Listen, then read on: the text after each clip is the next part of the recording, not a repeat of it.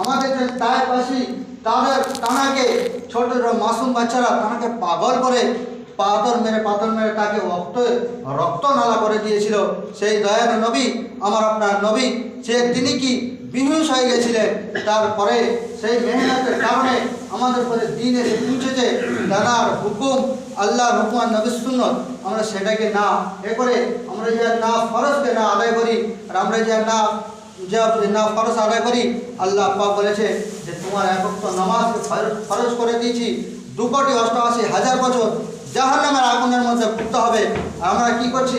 কত নামাজ ছেড়ে চলে যাচ্ছে, জোহর আসর মাগরিব ইশা কত ছেড়ে চলে যাচ্ছে। তোমাদের কোনো হুঁশ নেই যে আমরা জানি এক ওয়াক্ত নামাজ কাজা করলে এত কঠিন আযাব আছে, তারপরে আমরা নামাজ কি কাজা করে ফেলি। কি আমি আপনি যে ওটা কঠিন মনে করতাম যে আমরা এক ওয়াক্ত নামাজ কাজা করলে এত কঠিন আযাব আছে, এত আমাদের কবরের মধ্যে ভয়ানক যে আযাব আছে, তাহলে আমাদের মধ্যে কি নামাজকে ছেড়ে যেত? নামাজ আমাদের ছাড়তো না। সর্বপ্রথম হচ্ছে গিয়ে সালাতকে আমরা আদায় করতাম, ফরজ নামাজটাকে আমরা এমন মজবুতের সঙ্গে পড়তাম, তাহলে আমাদের ফরজ নামাজটা সম্পন্ন হতো। ফজর থেকে আসর, ফজর থেকে জোহর, জোহর থেকে আসর, আসর থেকে মাগরিব, মাগরিব ইশা পর্যন্ত আমাদের নামাজ সম্পন্ন হতো। আমাদের 5 ওয়াক্ত নামাজ ফরজ করে দিয়েছে আল্লাহ রাসূল সাল্লাল্লাহু আলাইহি ওয়াসাল্লাম। তিনি কি যখন আল্লাহর সাথে দিদার করতে গিয়েছিলেন 50 ওয়াক্ত নামাজ দিয়েছিলেন। তিনি আমার আপনার নবী রুহানের বাদশা রহমতুল্লিল আলামিন বলছে আমার উম্মত এত কমজোর, ইয়া রাব্বি আল্লাহ আমার উম্মত এত কমজোর, 50 ওয়াক্ত নামাজ কিভাবে পড়বে? সেই 50 ওয়াক্ত নামাজ 5 ওয়াক্ত করেছে, সেই 5 ওয়াক্ত নামাজ আমরা পড়তে পারছি না। যে আমাদের 50 ওয়াক্ত নামাজ পড়তাম, তাহলে আমরা সেই এমনি 5 ওয়াক্ত নামাজে আমরা সময় বার করতে পারি না। আজ আমরা 50 ওয়াক্ত নামাজ দিত, তাহলে আমরা কি করতাম? 5 ওয়াক্ত নামাজ পড়লে 50 ওয়াক্ত নামাজ আল্লাহ পাক তার আমল নামাতে দান করবে এই সওয়াবটা।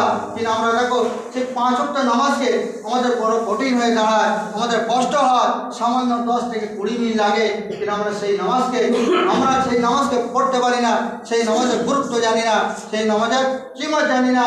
সেই নামাজে যে আমরা ফায়দা জানতাম যে আমরা ফরজের সালাতকে পড়বো, আল্লাহর কাছে চাইবো, যে আমরা রিজিকের জন্য যাব, তাহলে আমরা ফায়দা পেতাম, দুনিয়াও পেতাম, আখিরাত পেতাম।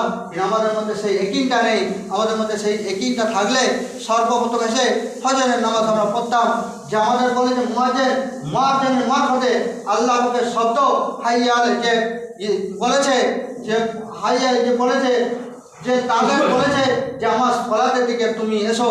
কিন্তু আমরা দেখো আমরা সেই সলাতের দিকে আমরা বেশিরভাগ যখন সলাতের জন্য ডাকে, তা আমরা দূরে সরে যাই।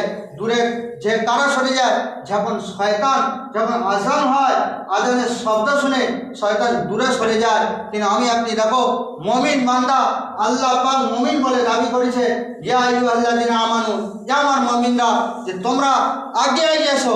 কিন্তু আমরা যখন মুয়াজ্জিনের মারফতে যে আজান দেওয়া হয়, তখন আমরা দূরে পালিয়ে যাই। কিন্তু আমাদের কাছে ডাকে যে তোমরা মসজিদের দিকে ছুটে এসো, তোমরা মসজিদের দিকে ছুটে এসো। কিন্তু আমরা কি করি? তখন মসজিদ থেকে আসা তো দূরের কথা, আর কি মসজিদ থেকে দূরে পালাই।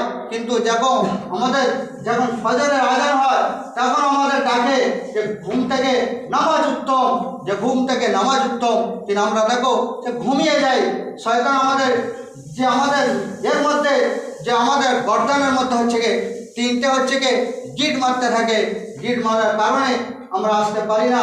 সেই শয়তান বলে যে যখন আমাদের কানে শব্দ যায়, তখন শয়তান কি আমাদের এমনভাবে ঘুম পড়িয়ে দেয়, আমরা ঘুমিয়ে চলে যাই।